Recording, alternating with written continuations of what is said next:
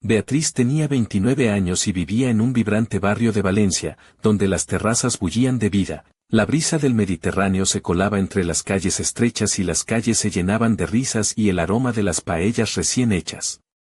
Era diseñadora gráfica, y a simple vista parecía que siempre hubiera formado parte de ese mundo colorido y lleno de energía, pero pocos sabían que no hacía mucho tiempo ella había estado atrapada en un abismo del que apenas comenzaba a salir. Todo comenzó con Álvaro.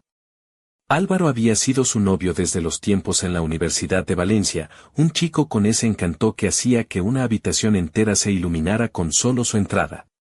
Tenía una sonrisa que parecía conocer a todo el mundo, y una ambición que se extendía tan amplia como el cielo de la Comunidad Valenciana. Cuando Álvaro empezó su carrera como agente inmobiliario, Beatriz estaba convencida de que estaban construyendo algo sólido. 3 años juntos. 3 años de escapadas nocturnas para comer churros con chocolate, excursiones por la Albufera y mañanas perezosas en su pequeño apartamento del barrio del Carmen, con la luz colándose entre las persianas venecianas. Pensaba que estaban creando recuerdos que algún día serían historias familiares, pero, como suele pasar, había grietas pequeñas que decidió ignorar. Álvaro estaba inquieto, siempre buscando el próximo gran negocio, la siguiente emoción. A veces lo veía mirando el móvil con una expresión difícil de descifrar, pero se repetía que todas las relaciones tienen sus momentos oscuros. La noche que debía ser el culmen de su historia de amor tuvo lugar en un espacio de eventos en el corazón de Ruzafa, decorado con guirnaldas de luces y lleno de amigos y colegas. Una banda local tocaba versiones acústicas, había una barra con tapas de jamón y sangría, y las risas resonaban entre las paredes de ladrillo visto. Beatriz sintió el calor en las mejillas cuando comprendió que no era solo una fiesta, era su fiesta de compromiso. Álvaro estaba en el centro, con un micrófono en la mano, con toda la seguridad del hombre que ella había soñado. Su corazón latía con fuerza cuando él se arrodilló. Un anillo de brillantes atrapó la luz y la lanzó en destellos por toda la sala. Todos aplaudieron, y con lágrimas en los ojos, Beatriz dijo que sí, con una voz temblorosa pero firme. Por un momento, creyó que su vida se había alineado perfectamente. Sin embargo, conforme avanzaba la noche, el ruido, las felicitaciones y las fotos interminables comenzaron a asfixiarla. Su móvil apenas tenía señal dentro, así que salió al patio trasero para respirar. El espacio estaba iluminado por pequeñas luces colgadas en una verja de hierro forjado, y una fuente burbujeaba suavemente en un rincón. Apoyó la espalda en la fría pared de piedra y exhaló con dificultad, mirando las estrellas que se asomaban entre las luces de la ciudad. Fue entonces cuando escuchó voces bajas y urgentes demasiado cerca. Se giró y lo que vio partió su mundo en dos. Su hermana menor, Clara, estaba abrazada a Álvaro, con los labios entrelazados y los cuerpos tan pegados que parecía que esperaban ese momento desde hacía horas. Por un segundo, su mente se negó a entender. Clara, la hermana con el pelo siempre impecable, la influencer que parecía tener una vida perfecta, estaba besando al hombre que acababa de ponerle un anillo en el dedo. Y Álvaro no se apartaba. Tenía las manos en su cabello, el cuerpo inclinado hacia ella como si fuera lo más real que había conocido. El patio parecía girar. Su estómago se revolvió con tanta fuerza que temió desmayarse. El sonido de su propio pulso retumbaba en sus oídos. Se quedó paralizada, con la respiración atrapada entre un jadeo y un grito. Entonces, los ojos de Clara se abrieron y se cruzaron con los suyos. Por un instante, su rostro mostró un destello de culpa, pero no era pura vergüenza, había desafío, una chispa que susurraba, no me arrepiento. Los ojos de Álvaro siguieron esa mirada. Se giró, el pánico inundó su expresión, como si acabara de despertar de una pesadilla. Bea, tartamudeó, pero ella no pudo oír más. Sus tacones resonaron en el pavimento mientras corría de vuelta al interior sin mirar atrás. No paró a pensar en las caras que se volvieron cuando la vieron huir. No explicó nada a los amigos que la llamaban, solo agarró el bolso, empujó la puerta y corrió hasta que la ciudad la engulló. Cuando se desplomó en el asiento del coche, las manos le temblaban tanto que apenas pudo meter la llave en el contacto. Con lágrimas empañando la vista y la garganta rota por los sollozos, condujo sin rumbo fijo, acabó en un hotel barato en el centro, con un neón parpadeante y una vista a una pared de ladrillos. Pagó la habitación sin recordar haber entregado la tarjeta, subió tambaleándose y se dejó caer en la cama. aún con el vestido de fiesta, no supo cuánto tiempo pasó hasta que el móvil vibró. El primer mensaje fue de Clara: lo siento mucho, Bea. No quería que lo supieras así. Lo quiero. El segundo, de Álvaro: pensé que el anillo arreglaría todo, pero la verdad es que estoy enamorado de Clara. Somos el uno para el otro. Miró la pantalla hasta que las palabras se convirtieron en manchas borrosas. Cada frase era como una daga que giraba más profundo: 3 años de amor, de churros nocturnos, de planes susurrados, reducidos a un papel secundario. No era más que un personaje de relleno hasta que Álvaro se dio cuenta de que quería a su hermana. ¿Y Clara? ¿Cómo pudo hacerle eso? Lloró hasta que su cuerpo se estremeció, hasta que la funda de la almohada se empapó, hasta que solo quedó el silencio. En ese silencio, una idea se asentó con fuerza: ni siquiera lo intentaron esconder. No creyeron necesario. Aquella noche entendió que la traición no era solo perder a Álvaro. Era perder a Clara. Era darse cuenta de que la familia en la que confiaba quizás nunca la elegiría cuando realmente importaba. No lo sabía entonces, pero aquella era solo la primera grieta. Lo peor aún estaba por llegar. 5 días en aquel hotel modesto, con el zumbido constante de la máquina de hielo y una vista que solo mostraba una pared de ladrillos desconchados, le enseñaron 2 cosas a Beatriz: que podía quedarse sin lágrimas y aún así sentirse vacía, y que sus ahorros podían esfumarse más rápido de lo que creía. En la mañana del 5.º día, se miró al espejo del baño con los ojos hinchados, el rímel corrido y el anillo de compromiso apoyado en el borde del lavabo, una mentira brillante que parecía desafiarla. Se dijo a sí misma que necesitaba solo 1 hora: entrar, recoger lo imprescindible, el portátil, los discos duros, la ropa, los cuadernos de bocetos, responder algún correo, inventar que estaba enferma y evitar que su vida se derrumbara delante de todos. El trayecto de vuelta a su apartamento en el barrio del Carmen fue como arrastrarse hacia la boca de un lobo conocido que estaba a punto de devorarla. El sol bajaba, blanco y abrasador, y cada semáforo rojo se alargaba más que el anterior, como si el universo jugara con su paciencia. Cuando por fin aparcó, las manos le sudaban tanto que le costó insertar la llave en la cerradura, rayando la pintura. Pero el plan se esfumó en el momento en que la puerta se abrió. El salón estaba lleno. Allí estaban sus padres, su tía, que desde que enviudó había estado viviendo con ellos y se posaba en el brazo del sofá como un pájaro satisfecho, y detrás, como una postal retorcida, Clara y Álvaro, hombro con hombro, como si hubieran sido un set comprado en un catálogo. Nadie gritó ni mostró vergüenza. Sonreían con la familiaridad de quien pertenece a un lugar. Su madre fue la primera en moverse. «Ay, Bea», susurró, abriendo los brazos como si pudiera retroceder el tiempo, «estábamos preocupados». Beatriz se quedó en el umbral, con las llaves apretadas en la palma, un animal salvaje retorciéndose en su pecho. «¿Qué hacéis aquí?», preguntó, y hasta ella misma escuchó el quiebre en su voz. «Queríamos hablar», dijo su madre, con las manos extendidas, buscando consuelo en la ilusión de que ella aceptaría. «Desapareciste». «Teníamos miedo». ¿Miedo de qué? ¿De qué estropeara su romance por existir?, pensó Beatriz, pero lo dejó en silencio. Antes de que pudiera retroceder, Clara cerró la distancia y la abrazó. Su perfume era una mezcla embriagadora de madreselva y algo dulce que llenaba el aire. «Lo siento mucho, Bea», sollozó contra su hombro. No quería hacerte daño. Su cuerpo temblaba, pero todo parecía coreografiado para la cámara de un móvil. Beatriz se quedó rígida como un poste. «No», dijo, con la voz más fina de lo que quería. No la apartó con delicadeza. «Solo he venido a recoger mis cosas». Nada más. Entonces Álvaro, con esa calma fingida que vendía casas, intervino: «No tienes que irte. Me voy yo. Voy a vivir con Clara ahora». Un sonido extraño escapó del pecho de Beatriz, a medio camino entre una risa y un aviso, y entonces lo vio: la forma en que su familia los miraba, sutil pero presente, ojos blandos, bocas alzadas, alivio, aprobación. Su tía juntó las manos como quien acaba de ver la escena final de un culebrón donde el destino por fin hace justicia. Su madre, la mirada entre Clara y Álvaro, brillaba como si estuviera viendo una historia que defendería ante cualquiera. «¿Qué?», preguntó Beatriz, la palabra temblando de rabia. «¿De qué os reís todos?». Su madre parpadeó, como si ella hubiera perdido la señal. «No podemos deshacer lo que pasó», dijo, suave, razonable, con la voz de quien enseñó a sus hijas a compartir. Pero Clara y Álvaro se quieren. Tenemos que aceptarlo. Es lo mejor, repitió Beatriz en su mente, como si pudiera abrir esa frase y encontrar sentido dentro. Clara se limpió la nariz con la manga y levantó la barbilla. Ojalá te lo hubiera contado antes, dijo. No quería que lo supieras así. Pero somos almas gemelas. Bea miró a Álvaro con una sonrisa pequeñita, triunfante, y griega, porque la escena lo pedía, se puso de puntillas y le dio un beso, rápido, cuidadoso, deliberado, una prueba.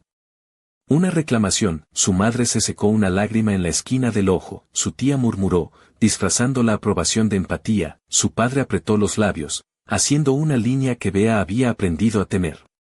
No seas infantil, Bea, dijo con voz cortante. Las cosas pasan. Deberías estar contenta por tu hermana. No todo gira a tu alrededor. Algo en Beatriz se congeló. Me rompió el compromiso, dijo. Me pidió matrimonio y esa misma noche la besó a ella, miró a cada uno en la sala, buscando una grieta, y estáis aquí, en mi casa, diciéndome que me alegra, está celosa, añadió su tía, como si diagnosticara una mancha. Es natural, pero la familia está unida. La habitación latía con una tensión que hacía que hasta las plantas en la ventana parecieran más verdes, la alfombra más brillante, como si su cuerpo hubiera subido el brillo del mundo para sobrevivir. Una risa afilada escapó de sus labios.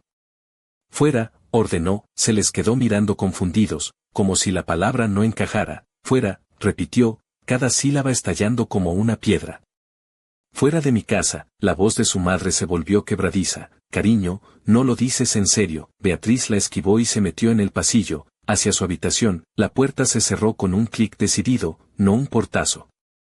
Sacó una bolsa de deporte del armario, ropa, cargadores, portátil, discos, cuadernos, tablet, artículos de aseo, pasaporte, rápido. Automático. Preciso. Se quedó mirando el anillo en su dedo, esa mentira bonita que lanzaba luces a la pared del espejo, se lo quitó y lo dejó caer en un plato de cerámica en forma de hoja. El sonido fue como una moneda al caer. Sus voces subían y bajaban en el salón, el murmullo de una familia que creía que todo se arregla hablando. Con cada cremallera cerrada, el aire en su cuarto se hacía más ligero. Cuando abrió la puerta, todos se volvieron hacia ella, como si hubiera perdido el momento de pedir perdón. Ella levantó la bolsa al hombro y caminó hacia la puerta. Su madre intentó agarrarle la muñeca. Bea, no hagas esto, por favor. Podemos arreglarlo, ¿vale? Puedes quedarte. Él moverá sus cosas. Podemos hacer que funcione. Beatriz miró la mano que la sujetaba. Quítate la mano de encima, dijo, suave. Y vete. La soltó. La mirada que le lanzó llevaba toda una vida de expectativas que ella ya no estaba dispuesta a cumplir. ¿A dónde vas a ir?, preguntó su padre, como si la preocupación pudiera sustituir la responsabilidad. Lejos de aquí, respondió. Clara dio un paso adelante, con los ojos brillantes. Lo siento, susurró. Y Beatriz entendió que se arrepentía de que ella no aceptara el papel de santa que aplaudiría su boda. Abrió la puerta, el aire caliente se coló desde el pasillo. Fuera, dijo por última vez. No esperó a ver si la escuchaban.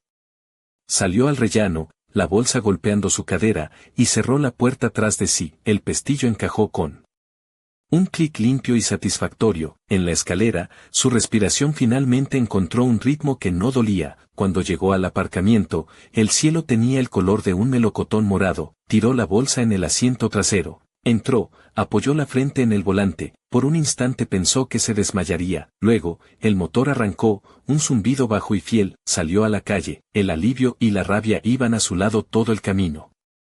Se sentía a la vez más alta y vacía, como un naranjo tras una tormenta, aún en pie, pero diferente. Habían elegido la felicidad de Clara sobre su dignidad, el deseo de Álvaro sobre su valor, y si podían normalizar una traición tan ruidosa, ¿qué más serían capaces de justificar? Imaginó el salón sin ella.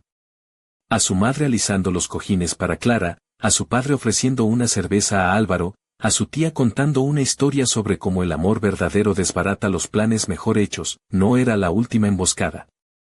Era solo el acto de apertura. No sabía dónde dormiría esa noche ni cómo explicaría el retraso en un trabajo a un cliente que no le importaba su corazón, pero sabía una cosa, nunca volvería a estar en esa habitación y permitiría que le enseñaran cuán pequeña podía ser. Un mensaje iluminó su móvil en un semáforo rojo, no lo leyó, se miró en la pantalla negra, con ojos hinchados y labios apretados, eligió su bando. Las semanas siguientes se convirtieron en una mezcla caótica de plazos de trabajo, comidas a medio terminar y un silencio demasiado ruidoso por las noches. Beatriz había alquilado un pequeño piso en el barrio de Ruzafa, un cuarto piso sin ascensor, con ventanas que llegaban al suelo y vistas a las calles llenas de vida y colores cálidos. El espacio era más pequeño que su antiguo apartamento, pero la luz inundaba cada rincón, haciendo que las plantas que había comprado en el mercado de Colón parecieran casi codiciosas, estirando sus hojas hacia el sol. Beatriz solía sentarse en una silla junto a la ventana durante horas, observando la ciudad brillar bajo el sol poniente, sintiendo que aquella luz era un acto de rebeldía, una prueba de que podía existir sin ellos. El silencio, sin embargo, la envolvía con una presión casi palpable. Fue entonces cuando apareció Elma, la conocía desde hacía años, una copywriter con lengua afilada y una risa que sonaba como cristales rompiéndose, una amiga que podía insultarte y curarte en la misma frase. No pidió explicaciones cuando vio las cajas apiladas junto a la ventana. Solo alzó una ceja y dijo, bueno, si vas a huir, al menos hazlo con buena iluminación. Elma fue su ancla. La arrastraba a cafés, la convencía para ir a noches de trivia y la empujaba a exposiciones de arte pop. Cuando olvidaba comer, ella le metía tacos en la mano sin pedir permiso. Con Elma, Beatriz no tuvo que fingir que estaba bien. No exigía explicaciones, le daba espacio para que pudiera contar la historia a pedazos, afilados y dolorosos. Una noche, mientras clavaba el tenedor en una ensalada, Elma murmuró, sabía que Álvaro era un idiota. Pero tu hermana, eso es traición de otro nivel. Beatriz encogió los hombros, mirando la condensación deslizarse por el vaso. No solo me traicionaron, me reemplazaron. Elma apretó su muñeca con fuerza. Nadie te reemplaza de verdad. Solo hicieron un downgrade sin darse cuenta, las palabras se posaron en ella como un amargo remedio que necesitaba tragar. Además, estaba Marcos, su primo, más un hermano que un familiar, con quien compartía secretos en las barbacoas familiares mientras los adultos jugaban a las cartas. Cuando supo lo que pasó, su voz por teléfono se quebró de incredulidad. Dejaron que Clara se quedara con tu novio y luego la apoyaron. Increíble. No los necesitas, Bea. Siempre me tienes a mí. Llamaba cada pocos días, a veces solo para desahogarse por ella, a veces para mandarle memes que sabía que la harían reír. Le recordaba que la familia podía ser elección, no solo obligación. El trabajo dejó de ser solo supervivencia y se convirtió en escape. Consiguió clientes más grandes, diseñó para negocios locales que querían destacar en la bulliciosa Valencia y empezó a hacer merchandising para grupos indie, ganando una comunidad que no le preguntaba por Clara o Álvaro, ni por lo que sus padres pensaban. Lo importante era que entregaba diseños que se vendían en conciertos. El éxito llegó sigiloso, como las enredaderas que trepan por una verja olvidada, pero bajo ese crecimiento, ardía una pequeña llama de rencor que cuidaba sin vergüenza. Mantenía sus redes sociales abiertas, cada nuevo cliente, cada mural nocturno, cada brunch con Elma lo publicaba, no buscaba seguidores. Lo hacía para que su familia la viera prosperar sin ellos, para que se preguntaran si la echaba de menos, y quería que la respuesta fuera obvia. Un día llegó un sobre grueso, color marfil, la invitación de boda de Clara y Álvaro, con letras cursivas, bordes en relieve, todo un montaje. Las manos le temblaron al abrirlo, querían que estuviera, no solo para mirar, sino para validar, para fingir que nada importaba. Arrancó la invitación en tiras, cada desgarrón una declaración. Esa noche, Elma quemó los pedazos en la chimenea, las llamas devorando los restos. Menos mal, dijo, alzando su copa de vino. Marcos la llamó por videollamada, celebrando mientras Beatriz mostraba el sobre vacío. Algunos amigos en común también faltaron a la boda cuando supieron la historia. Su ausencia fue una victoria más, demostrando que no todos creían en la mentira del cuento de almas gemelas de Clara y Álvaro. Los meses se convirtieron en años, las estaciones cambiaron. El skyline desde la ventana se volvió familiar, el murmullo del tráfico, casi reconfortante. El peso de la traición se alivió, reemplazado por una identidad más fuerte. Ya no era la mujer que lloraba en una almohada de hotel con el rímel corrido, era alguien que había sobrevivido a la tormenta y construido un techo nuevo, pero la sanación nunca es lineal. Algunas noches, el silencio volvía a arañar, quedaba despierta, con la ciudad brillando afuera, preguntándose si perdía algo esencial al cortar a su familia.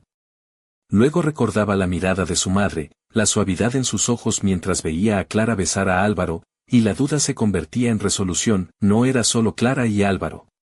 Era todos los que en esa sala eligieron normalizar su dolor, así que cuando el móvil se iluminaba con sus números, cumpleaños, mensajes para saber cómo estaba, dejaba que sonara. Cuando llegaban mensajes por Facebook, los ignoraba. Cuando enviaban tarjetas en Navidad, las tiraba sin abrir. No quería fingir. Cuando su negocio prosperaba y sus días se llenaban de amigos que la valoraban más que un papel secundario, pensó que ese capítulo estaba cerrado, hasta que una mañana el teléfono sonó, un número desconocido. Casi lo silencia, pero algo en ella dudó, un escalofrío que susurraba, contesta, presionó la pantalla. Beatriz, la voz se quebró. Soy tu madre, temblorosa, desesperada, por favor, no cuelgues. El pasado que creía enterrado estaba volviendo, por favor, no cuelgues. La voz fina, desgastada en los bordes. Como cuando estaba enferma y susurraba desde la cama. Beatriz se quedó paralizada, el café enfriándose entre sus manos, la luz entrando por las ventanas de Ruzafa se volvió dura, reveladora. Mamá, la garganta se apretó. Sí, dijo rápido, con alivio en la sílaba. Gracias a Dios. No pensé que contestarías. Casi no lo hago, inspiró con dificultad. Es sobre Clara y Álvaro, por supuesto. Beatriz miró el vapor disipándose en la taza, su reflejo ondulando. ¿Y qué pasa con ellos? Están en problemas. Las palabras caían como ladrillos sueltos. El negocio de comida ambulante falló. Los inversores se echaron atrás. Pidieron prestado demasiado. Y ahora hay gente a la que le deben dinero. Tiburones, Beatriz. Muy malos, se ahogó al hablar, han vendido todo lo que podían. Nosotros ayudamos hasta donde pudimos. Los padres de Álvaro también. No tienen opciones. ¿Y tienen miedo? ¿Miedo? La palabra debería haber tocado algo débil en ella. No lo hizo. ¿Por qué me cuentas esto? Preguntó despacio. Porque tú puedes ayudar. El café se volvió lodoso. Sé que te va bien, dijo ella. Vemos tus publicaciones, tu negocio. ¿Tienes ahorros, no? Podrías prestarles, solo hasta que se recuperen. Por favor. Si no pagan pronto, temo lo que pueda pasar. Beatriz se apartó de la mesa, caminando de un lado a otro, el pulso le latía en las sienes. ¿Por qué no me lo pide Clara? Silencio, no querían que te llamara a ti. Son demasiado orgullosos, demasiado avergonzados, pero no puedo quedarme de brazos cruzados. La voz se quebró, te lo suplico, Bea. Eres su hermana, como si ese vínculo fuera inviolable pese a cuántas veces Clara lo había roto. Las imágenes volvieron, los labios de Álvaro en la mejilla de Clara, las sonrisas aprobatorias de su familia, su madre secándose las lágrimas mientras su corazón se partía. Se rió, amarga y cortante. ¿De verdad crees que voy a rescatarlos después de lo que me hicieron? Cometieron errores, se apresuró a decir. Todos los cometimos. Pero esto, es vida o muerte. No quieres que haya sangre en tus manos, ¿verdad? La manipulación cortaba como cuchillo. Beatriz agarró el borde de la encimera, las uñas clavándose en la madera. Perdiste el derecho a pedirme nada la noche que me eligieron a mí para sustituirla. Dijo, con voz baja pero firme. Todos vosotros, por favor, susurró su madre. Si no ayudas, podría pasar lo peor. No puedo perder a mi hija, ya la perdiste, respondió Beatriz, más dura de lo que quiso. El silencio que siguió fue denso, asfixiante. Luego llegaron las palabras temblorosas, llenas de ira. Eres egoísta. Eso es lo que eres. Clara podría morir y tú solo estás ahí, agarrada a tu dinero. ¿Cómo puedes llamarte familia? La palabra dolió como una maldición. No les debo nada, gruñó. Ni dinero, ni perdón, ni un segundo más de mi vida. Beatriz, colgó ella, las manos le temblaban al dejar el móvil sobre la encimera, el pecho henchido de algo que oscilaba entre la rabia y el alivio. Se dejó caer al suelo, el frío de las baldosas anclándola mientras la culpa rozaba los bordes de su convicción. Había suplicado, había llorado, y por un instante, sintió ese viejo tirón, la urgencia desesperada de hacerla sentir orgullosa, de recuperar su amor, pero recordó el salón, las sonrisas, las palabras, no seas infantil. Deberías estar feliz por tu hermana. Esa memoria apagó la chispa como agua sobre el fuego, se quedó en el suelo hasta que el temblor pasó, hasta que la respiración se calmó y el móvil quedó silencioso sobre la encimera. No era la villana, lo repitió como un mantra, la habían traicionado, habían elegido a Clara, la habían defendido, no era egoísta, estaba sobreviviendo, pero el peso de su decisión seguía aplastándola, frío y pesado. Durante días, lo llevó con ella como una sombra no deseada, en cada reunión. En cada noche de trivia con Elma, en cada compra en el mercado, la seguía, por la noche, se colaba en sus sueños, retorciéndose en escenas donde Clara pedía ayuda y ella le daba la espalda. Aún así, cuando el móvil sonó de nuevo con el número de su madre, dejó que sonara, cuando dejó mensajes de voz llenos de lágrimas, los borró sin escucharlos, se dijo que había marcado la línea. Pero en el fondo sabía una cosa con certeza de hueso, Clara y Álvaro no habían terminado con ella, nunca lo estuvieron, fue la señora Álvarez quien la avisó primero, vivía 2 puertas más abajo, viuda de 60 años con ojos de águila y la costumbre de vigilar el edificio desde su balcón. Un jueves por la tarde, mientras Beatriz repasaba un boceto en la oficina, el móvil se iluminó con su número. No llamaban nunca sin motivo. Beatriz, dijo con voz tensa. Hay una pareja fuera de tu apartamento. Llevan 1 hora gritando y golpeando la puerta. No me gustan como están. Un escalofrío le recorrió la espalda. Como son, no hizo falta que terminara. Un hombre alto, cabello oscuro, paseando como si estuviera listo para pelear. Una mujer, ruidosa, insistente, bonita, pero con la rabia dibujada en la cara. Clara y Álvaro, llevan casi 1 hora, suspiró la señora Álvarez. ¿Quieres que llame a la policía? No, respondió rápido. Lo manejo yo. La voz sonó más firme de lo que se sentía, cogió el bolso, salió disparada hacia el coche con el corazón golpeando en el pecho, cada semáforo rojo, una maldición. Cuando llegó, el sol se deslizaba hacia el horizonte, pintando el cielo de naranja, sangre y violeta. Allí estaban, justo como le dijo la vecina. Clara golpeaba con fuerza la puerta, la voz aguda cortando el murmullo del tráfico. Álvaro de un lado a otro, mandíbula apretada, ojos nerviosos, las cortinas de los vecinos se movían y luego se quedaban quietas. Todo el edificio parecía contener la respiración. Beatriz bajó del coche con el móvil en la mano, lista para defenderse. ¿Qué demonios hacéis aquí?, gritó al otro lado del aparcamiento. Clara giró, la cara roja, el pelo desordenado, los ojos salvajes. No parecía la influencer pulida que Beatriz había llegado a odiar. Estamos desesperados, dijo. Álvaro también se giró, clavando en ella una mirada que era a partes iguales furia y súplica. Vea, empezó Clara, la voz alta y a la vez dulce. Solo queremos hablar, no quiero oír nada. Beatriz levantó el móvil. Como un escudo, marchaos antes de que llame a la policía. Los ojos de Álvaro brillaron y en 2 pasos cerró la distancia. Antes de reaccionar, le arrebató el móvil de la mano. Este cayó al suelo con un ruido sordo, alejándose de su alcance. El corazón le dio un vuelco. No, susurró, no estamos aquí para hacerte daño, dijo Álvaro, aunque su postura decía lo contrario. Solo queremos hablar. Clara dio un paso adelante, la voz temblorosa pero con rabia. Mamá me contó tu llamada, cómo bloqueas a todos, cómo te haces la víctima. Han pasado años, Bea. Tienes que superarlo. Somos familia, familia, esa palabra de nuevo, estirada hasta perder sentido. Beatriz negó con la cabeza. Llegáis sin invitación, me amenazáis y luego me decís que supere esto. Estáis locos, vendimos todo, insistió Clara, ignorando el filo en su voz. La casa, las joyas. Hemos reunido lo que pudimos, pero no es suficiente. Necesitamos saber que, cuando empeore, nos ayudarás. Eres la única que queda. Beatriz soltó una risa amarga y cortante. ¿Ayudaros? Os odio a los 2. ¿Creéis que podéis destrozar mi vida y luego venir arrastrándoos pidiendo un favor? Los ojos de Álvaro se estrecharon, la voz bajó. Esto es serio.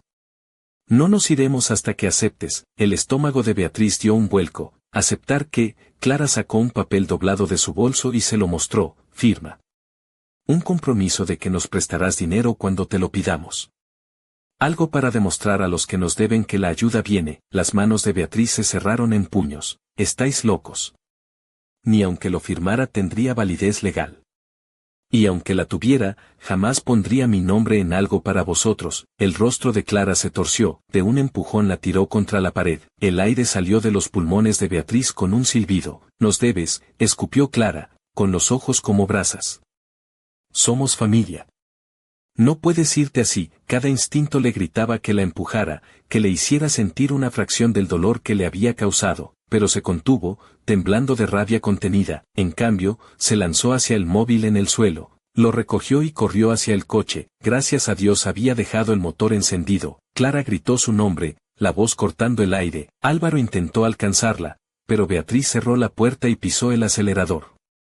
Los neumáticos chillaron contra el asfalto mientras se alejaba, la adrenalina recorriendo sus venas. Un par de calles más allá, bajo el resplandor de un cartel de tienda, marcó el 112 con manos temblorosas. La voz le temblaba mientras contaba todo, los gritos, las amenazas, el empujón, el intento de entrar. Al volver al edificio, la policía ya estaba allí, coches alineados en la acera, las luces rojas y azules parpadeaban sobre las paredes de ladrillo. Clara y Álvaro estaban en el jardín, con expresiones de protesta mientras los agentes les ponían las esposas. Beatriz observó desde la acera, abrazándose a sí misma. La voz de Clara se elevó sobre el ruido, aguda y desesperada. Está mintiendo. Está inventando todo, pero nadie la escuchaba. Mientras los policías subían a la pareja al coche patrulla, un peso extraño se levantó del pecho de Beatriz. Alivio, sí, pero también miedo. Porque si habían sido capaces de acorralarla así, ¿qué harían cuando volvieran a estar libres? El móvil vibró en su bolsillo con un nuevo mensaje de voz. No necesitaba escucharlo para saber quién era, su madre. La batalla no había terminado, solo estaba empezando. Pasó una semana antes de que Beatriz volviera a ver a sus padres. Esperaba, en el fondo, que mantuvieran la distancia, que la detención de Clara y Álvaro los hiciera desistir de involucrarla más en el caos. Pero la esperanza es frágil, y la realidad, implacable. Una tarde, mientras regaba las suculentas en el balcón de su piso, escuchó un golpecito en la puerta. Lento, inseguro, casi como una disculpa. Miró por la mirilla y vio a sus padres, juntos, más pequeños, como si el peso del mundo los hubiera encogido. Sus posturas reflejaban una carga que antes no había visto, como si la vida los hubiera doblado sin romperlos del todo. Por un instante dudó en abrir. Su cuerpo recordaba la última vez, las palabras que todavía dolían como cicatrices frescas. No seas infantil. Estar feliz por tu hermana, pero había algo en sus rostros, las arrugas más profundas, los ojos apagados, que la hizo girar la llave. La puerta se abrió apenas, dejando entrar un rayo de luz que parecía demasiado tímido para aquel momento. ¿Qué queréis? Su voz sonaba firme, pero su corazón latía con fuerza. Su madre fue la primera en avanzar, el rostro arrugado por el llanto que no pudo contener. Ay, Bea, susurró, usando el apodo que hacía años no pronunciaba. Lo siento mucho. Su padre asintió, la rigidez que antes lo caracterizaba se había desvanecido. Nos equivocamos, dijo con voz grave, como si cada palabra le costara. Nos equivocamos al apoyar a Clara. Ahora lo vemos claro. Beatriz se quedó paralizada, apoyada en el marco de la puerta, el peso de años acumulados aplastándola. Quería creerles, anhelaba que esas palabras taparan el vacío que dejaron. Pero sabía que las heridas no se curaban con parches. Su madre extendió la mano temblorosa y la tomó, la palma cálida, vibrando con una mezcla de arrepentimiento y esperanza. Deberíamos haberte defendido. Protegido. En vez de eso, fallamos. Te fallamos como padres. Un nudo se formó en su garganta. Durante años había soñado con escuchar eso. Ahora que lo tenía delante, dolía distinto, más suave, pero demasiado tarde. La mirada de su padre no titubeó. Nos enteramos de lo que pasó frente a tu casa. Lo que intentaron hacer. No hay excusas. Ya no podemos defenderlos. Tragó saliva, la voz áspera. Los hemos cortado por completo, Bea. A Clara y Álvaro. Deberíamos haberlo hecho la noche que te hirieron. Y sentimos vergüenza por no hacerlo. El silencio que siguió solo fue interrumpido por los sollozos suaves de su madre. Beatriz dejó que sus palabras la envolvieran, cada frase tirando de viejas cicatrices. Una parte de ella quería caer en sus brazos, dejar que esas disculpas la arreglaran, pero la otra, la que había reconstruido una vida desde las cenizas, se mantuvo firme. Gracias por verlo ahora, dijo en voz baja. Pero, ¿dónde estabais cuando os pedía que me vierais? Que me escucharais. No solo me fallasteis una vez. Me abandonasteis cada vez que fingisteis que la felicidad de Clara importaba más que mi dolor. Las lágrimas de su madre cayeron con más fuerza. Tienes razón. No podemos deshacerlo. Pero, por favor, déjanos intentarlo ahora. Dejemos que las cosas mejoren. Beatriz negó lentamente. No quiero reconstruir algo que me costó perderme a mí misma. Aprendí a vivir sin vosotros. A respirar sin esta familia que me hundía. No puedo volver. No quiero. Los rostros de sus padres se descompusieron, llenos de dolor, pero ella no dejó que su resolución flaqueara. ¿Queréis decir que nunca nos perdonarás? Preguntó su padre con voz quebrada. Necesito paz, respondió. Y si perdonaros significa reabrir heridas que casi me matan, entonces no. No ahora. Quizás nunca. Mi paz es lo que importa. Las palabras quedaron suspendidas entre ellos, como un veredicto definitivo. No discutieron. Tal vez no pudieron. Quizás sabían que ya no les quedaba defensa. Después de un momento, su madre se secó las lágrimas y susurró, ¿podrías al menos desbloquearnos? Solo para saber que estás bien. Para oír tu voz de vez en cuando. Aunque sea solo un hola, Beatriz dudó. El muro que había levantado la protegía, pero quizá dejar una rendija no lo derrumbaría. Asintió lentamente. Os desbloqueo, pero no esperéis más. Ni fiestas, ni cenas familiares. Nada más. Su madre asintió, con lágrimas que parecían pequeñas confesiones. Su padre encogió los hombros, resignado. Se giraron para irse, sus pasos pesados, sus sombras largas en la luz menguante. Beatriz cerró la puerta tras ellos y se apoyó contra ella, el frío de la madera contra la espalda, la garganta apretada, el pecho cargado de un duelo sin nombre.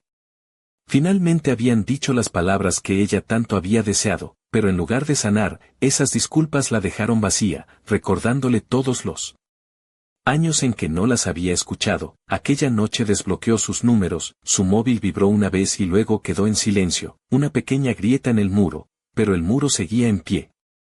Y seguiría hasta que ella decidiera lo contrario. El día a día después de la disculpa de sus padres se sintió extrañamente ligero, como si caminara por un mundo que ya no le exigía nada. Sus palabras habían despertado algo. Dolor, sí, pero también liberación. No tenía que luchar más por reconocimiento. Habían admitido su fracaso y, aunque eso no borraba las cicatrices, significaba que la guerra había terminado. Pasaba mucho tiempo junto a la gran ventana de su apartamento. Desde allí, Valencia se extendía en luces y movimiento, un recordatorio vivo de que la ciudad seguía adelante mientras ella se reconstruía. Se sentaba en la silla que había arrastrado hasta el cristal, con un café en la mano, y respiraba, sin Clara. Sin Álvaro, sin una familia que le dijera que debía ser más pequeña, solo ella. Elma la bombardeaba con mensajes, con su mezcla habitual de sarcasmo y cariño. Noche de trivia. No falles. El café corre de mi cuenta si prometes no hablar más del peinado estúpido de tu ex. Era el tipo de amiga que no solo la arrastraba de vuelta a la vida, la empujaba con ambas manos. Marcos vino de visita el fin de semana siguiente, trajo pizza y una cerveza, se dejó caer en el sofá y dijo, estoy orgulloso de ti, Bea. La mayoría se habría rendido. Tú no. Eres más fuerte que todos ellos juntos. Escuchar eso de él significó más de lo que esperaba, una familia que la elegía, no por obligación, sino por lealtad, por amor. Sin embargo, en las noches tranquilas, se encontraba abriendo el cajón donde guardaba cosas dispersas. En un rincón, descansando como un trofeo, estaba un pedazo roto de la invitación de boda de Clara y Álvaro. Lo había guardado, no por nostalgia, sino como prueba de que había sobrevivido a lo que creyeron que la destruiría, prueba de que se había elegido a sí misma. A veces lo sostenía entre los dedos y susurraba, nunca más. No era ingenua, la vida lanzaría más tormentas, más traiciones, más pruebas que aún no podía ver. Pero ahora era diferente. La mujer que una vez lloró hasta quedarse dormida en una cama de hotel, creyendo que la habían reemplazado, ya no existía. En su lugar había alguien templado por el fuego. Recordaba las palabras de su madre, te fallamos, recordaba el desafío arrogante de Clara en aquel patio, la cobardía disfrazada de calma de Álvaro, la voz acusadora de su tía llamándola celosa, todo giraba en su memoria como humo de un fuego que ya se había extinguido. No necesitaba venganza. No necesitaba reconciliación, lo que necesitaba era esto, la quietud de su apartamento, las risas de sus amigos, el trabajo que la impulsaba hacia adelante. Una tarde, Elma se tumbó en el sofá, mirando su móvil, mientras Beatriz dibujaba ideas para un mural. De repente levantó la vista y dijo, ¿alguna vez piensas qué les diría si aparecieran otra vez? Beatriz pausó, el bolígrafo suspendido sobre el papel. La idea ya no le causaba pánico, ni siquiera enfado. Creo que les diría que no les odio, respondió despacio. Pero que no los necesito. Hay una diferencia. Elma sonrió satisfecha. Eso es crecimiento, cariño.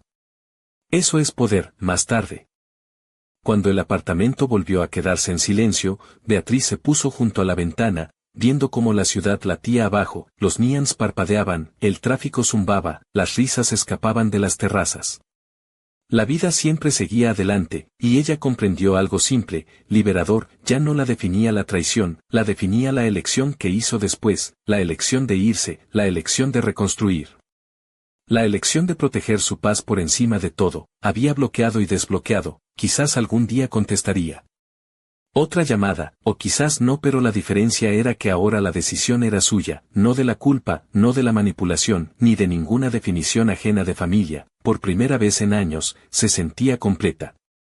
Apagó la luz y cerró el cajón donde guardaba aquella invitación rota. Llevaba consigo una fuerza silenciosa, no estruendosa, ni llamativa, pero constante, capaz de resistir lo que viniera.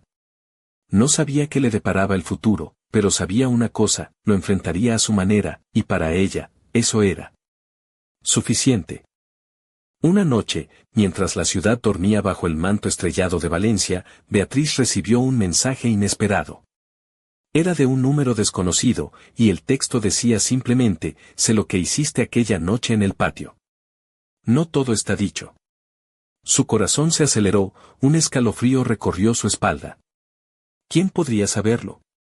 ¿Quién había estado observando? Oculto entre las sombras, el misterio se instaló en su mente, como una sombra que se alargaba con cada pensamiento. ¿Sería una amenaza? ¿O una llamada a enfrentar verdades aún más profundas? Beatriz sabía que aquella historia no había terminado. Que detrás de las traiciones y las mentiras, quedaban secretos por descubrir, heridas por sanar y quizás, un camino inesperado que debía recorrer. Con la mirada fija en la pantalla, apretó los dientes y susurró para sí misma, esto no ha hecho más que empezar. Y mientras la ciudad seguía su pulso incesante, ella se preparó para enfrentar lo que viniera, con la fuerza de quien ha perdido mucho, pero nunca se ha rendido.